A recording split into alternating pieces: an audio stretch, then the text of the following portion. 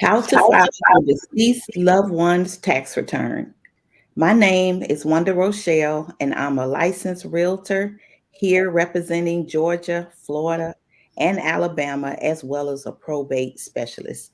Welcome to my channel. Today, we're talking about how to file your deceased loved one's tax return, and I'm so excited.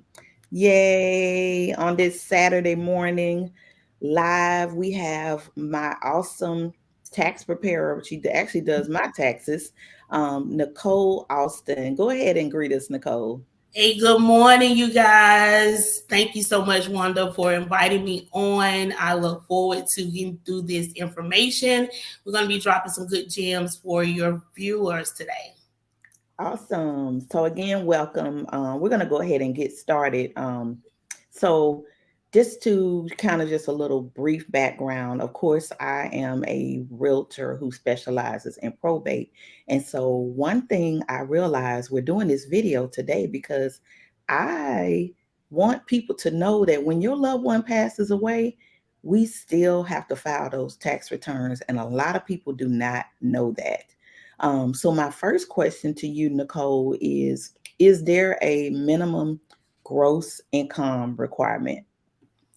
Yes, it is a minimum gross income requirement, and the gross income requirement for 2021 is $12,550.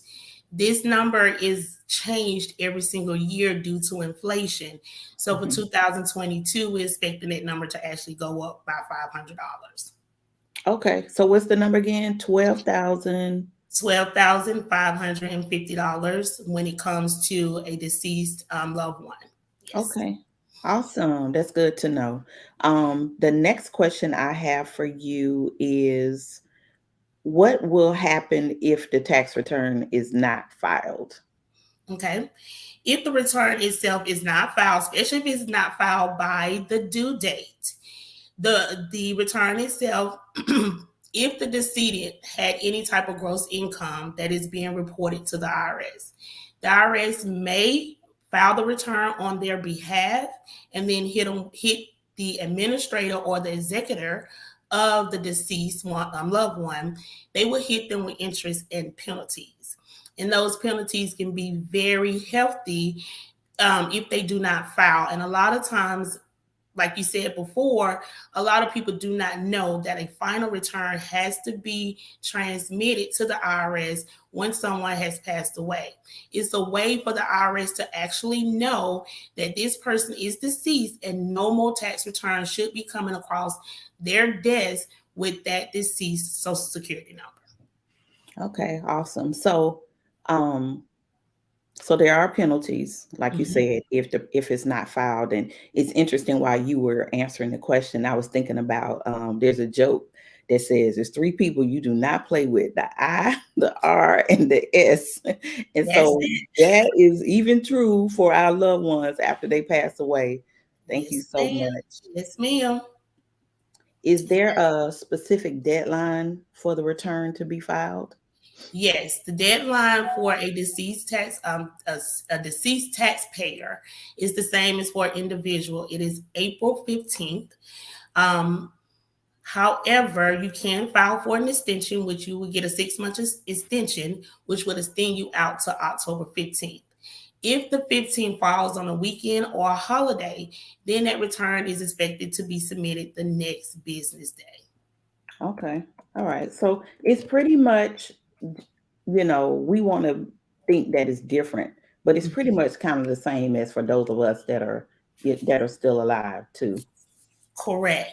It is. It's no different because, again, if the individual had any type of gross income from a job, from being self-employed, or from income from an IRA or 401k plan, they will have to file, especially if it's more than that $12,550, which is the same with the individual that is alive.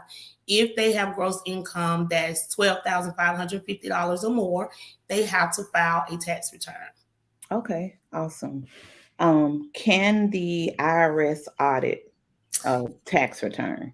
Yes, ma'am. IRS can audit the tax return. Anytime they want to audit a tax return, yes. Even if it's a deceased tax return, yes, the IRS can audit that return. Okay. So here's a question. I was recently doing some downsizing, just Mhm. going through a lot of even my tax returns. What's the time frame that they can audit? Because Nicole, I had tax returns from 12, 15 years ago. And I thought, okay, Wanda, you can at some point throw this stuff away or shred it. What's the time frame for The that? IRS, the IRS have 10 years, 10 years, up to 10 Yeah. years from the date that the tax return was filed to audit. Wow. Mhm. Okay. Awesome. Yes, yes, yes, Awesome. All right. So I want to make sure that those that are watching realize, and if you're watching, please share the video yes.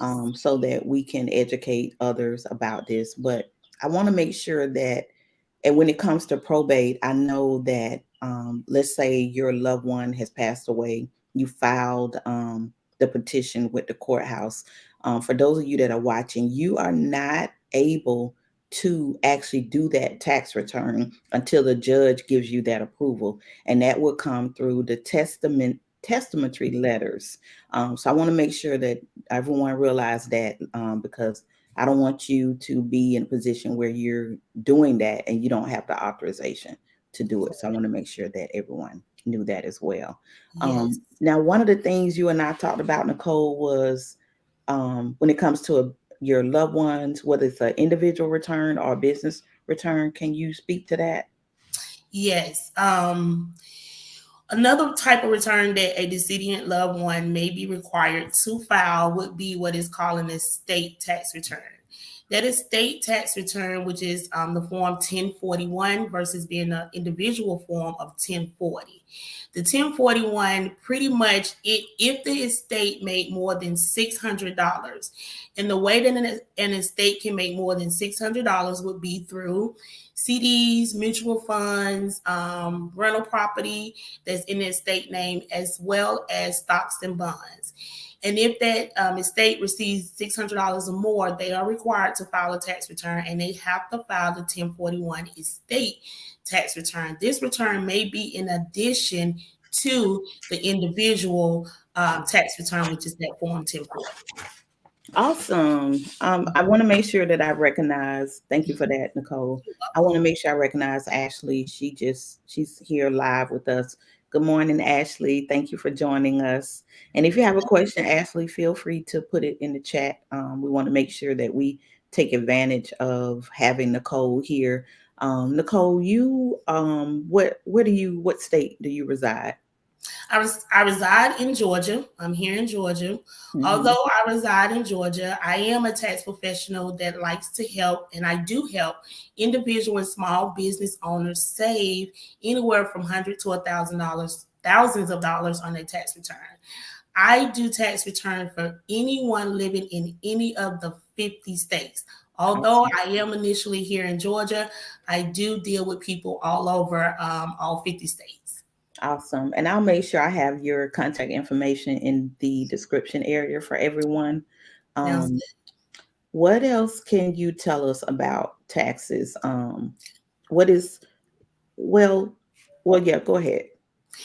One thing I will mention about that state, when it comes to that state return, that form 1045, in order to file it, like Wanda said, you have to be appointed by the court as the executive or the administrator or the personal representative. When you're getting ready to file that estate return, you cannot file the state return without having what is called an EIN number, and that is an employer identification number. So if you have an estate or you're starting an estate, make sure that you apply with the IRS to receive your EIN number. So if you have to file that estate return, you're able to file it because you have those required numbers in place. That would be one of the biggest things I would want to mention definitely about that estate return. It's just not, you utilizing your social, like Wanda mentioned, it's kind of like a business return. It's just an estate return. So you will have to have an EIN number. Okay, awesome. Ashley also has a question. She asked, does the tax return have to be filed by mail or can it be filed electronically? If you have the paperwork where the representative, whether it be a personal representative, administrator, or an executive, you can file it electronically. They can file it electronically. You just have to ensure that you stay in it. And when it asks if this is the final return, you just have to ensure that you are checking that this is the final return for that individual. Awesome. Awesome. When I was doing my research for this video, Nicole, Mm-hmm. it was showing that it talked about fraud. Mm-hmm. And there are a lot of people out there that are dishonest that file tax returns for people, and the individual does not know it. And that's a big thing when the person has passed away. So when I was researching it, it was saying that one way to avoid that is that when your loved one passed away, to notify the IRS, to send them a copy of the death certificate. And it was interesting to me because they said, get this, when you file your loved ones, when you do the obituary, when you put it in the publication, it said do not put their date of birth because that's how they get the information. And I was like, wow, because how many obituaries have we seen, day they were born, slash dash, and the date that they passed away. But they're saying do not do that because of the crooks out there. Correct. And when we're doing our obituary, of course, we don't think about that. We're thinking, we want people to understand and live the life that they lived on this earth.